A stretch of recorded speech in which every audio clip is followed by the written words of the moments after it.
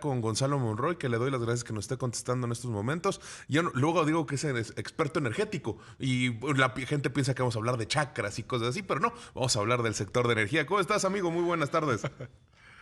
Me quiero Juan Carlos Héctor, muy buenas tardes. Oye, pues los que sí necesitan una limpia, pues es el sector energético de nuestro país. No sé qué opines.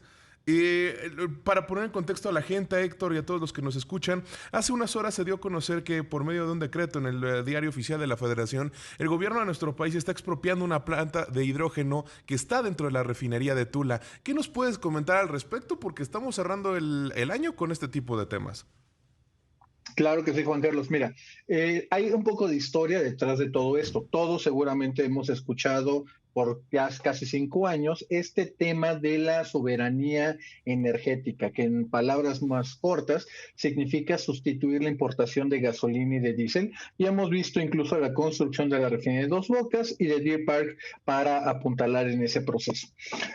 Lo que ha pasado justamente y la razón por la cual esto ha ocurrido es principalmente porque las 6 refinerías en México están subutilizadas. Prácticamente están trabajando un día sí, un día no, 6 meses sí, 6 meses parados. Lo que está pasando el día de hoy es que gran parte de esas pérdidas o de esas indisponibilidades, que fueran fallas eventualmente, tienen que ver con la disponibilidad de hidrógeno, principalmente en las refinerías que tienen coquizadoras, como puede ser Cadereyta, Madero, Minatitlán y próximamente Tula el siguiente año. Lo que hoy se anuncia justamente es que esta planta que originalmente se había vendido el sexenio pasado para que Pemex simplemente pagara por el suministro del hidrógeno de forma garantizada, pues hoy justamente toma el gobierno la decisión de expropiarlo. Después de varios meses justamente de tratar de negociar con Air Liquide, antes Linde, la dueña de la planta. Hoy justamente es una decisión bastante agresiva, por desgracia, son las tácticas de negociación que ha utilizado esta administración. Cabe recordar lo que pasó también con la planta de Tileno 21, junto a Braskem, a la cual también se le hizo, valga la expresión, manita de puerco para lograr una negociación exitosa para Pemex.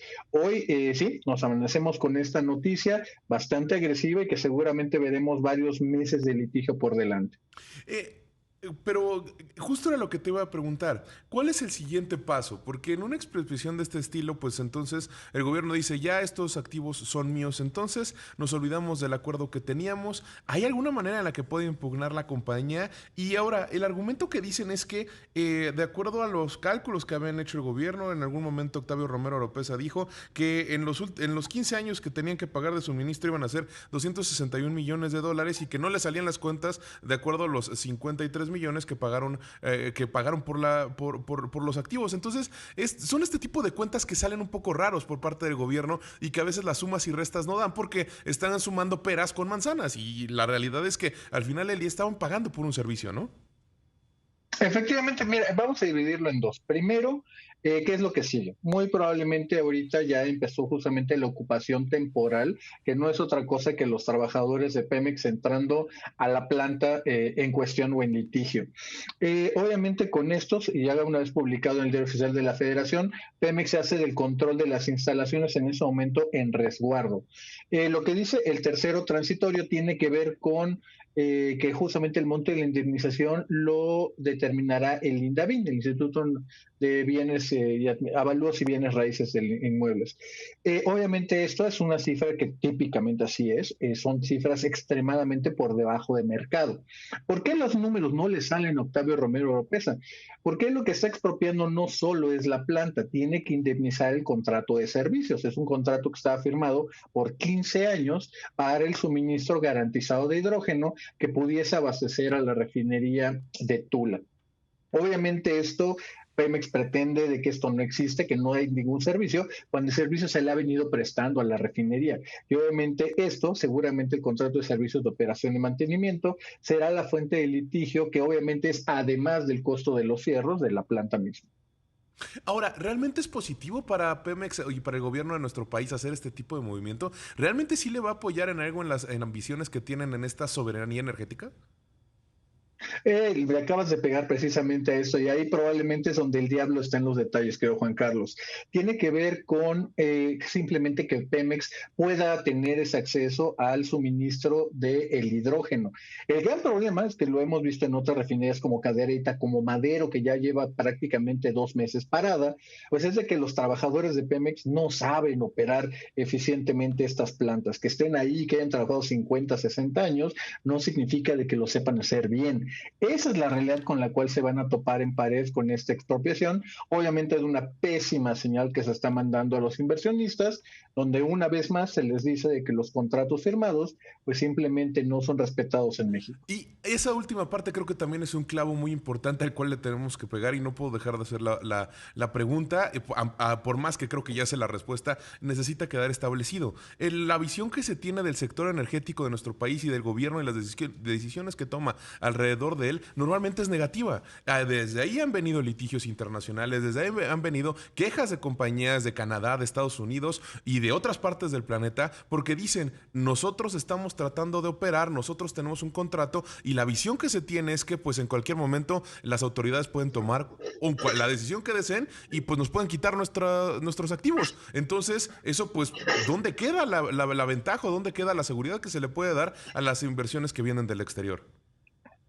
Fíjate, voy a empezar desde atrás para terminar en el punto central de tu pregunta. Y aquí hay que entenderlo claramente. La justificación, o al menos lo que se va a tratar de vender políticamente en los siguientes días y siguientes semanas, tiene que ver con que esa planta originalmente era de Pemex, que no funcionaba, hay que decirlo muy bien, de ahí la gran falta de hidrógeno y por eso el bajo rendimiento de la refinería de Tula. Obviamente lo que están aquí diciendo es de que ese contrato era casi casi fraudulento, se lo estoy adelantando, no hay ninguna parte de fraude, de hecho fueron licitaciones hasta encontrar un buen postor para poder hacerlo. Aquí lo que está ocurriendo es de que quieren pensar como una especie de renacionalización. Pero aquí hay que decirlo claramente, eso es una expropiación. Si la intención política es compararlo con la expropiación de 1938, pues la verdad es que es un tirititito en el argot futbolístico. Ahora, habiendo ya dicho eso, la realidad es que es muy posible de que no le salgan los cuentas a Pemex cuando se dé cuenta de que el contrato de servicios lo que hacía era garantizarle la entrega de este hidrógeno, cosa que, como había mencionado anteriormente, los trabajadores de Pemex no se han caracterizado precisamente por eso. Una última parte de ahí en eso, Juan Carlos, también vale la pena en términos del decreto publicado en el Diario Oficial de la Federación, tiene que ver con que el presupuesto, se dice, el decreto, vendría del presupuesto de Pemex Transformación Industrial, el cual por desgracia es raquítico, solamente está incluyendo poco más de 600 millones de dólares, que obviamente no los tiene para poderlo obtener en esta consideración de esta expropiación.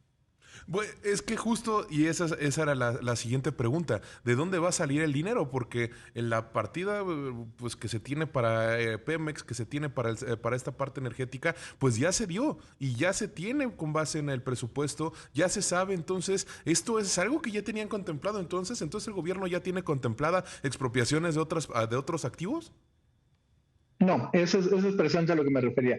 Esto no estaba contemplado en el presupuesto de egresos que se mandó primero al Congreso y después fue aprobado por este mismo. No hay ningún parte o algún ítem que pudiera relacionarse con esa expropiación. Esta es una movida que ha ocurrido, yo creo que de los últimos meses en la parte de la negociación y se llega hasta este punto. El dinero simplemente no está ahí. Y eso Gonzalo, hay que mencionarlo también. Sí, adelante. perdóname, es que nos queda solamente un minuto y no me quiero ir sin preguntarte. En cuestiones de hidrógeno, ¿cómo está Pemex y cómo es que estamos en nuestro país? Porque si bien hemos hablado del hidrógeno verde y que es la evolución y que es necesario, ¿cómo estamos en esto?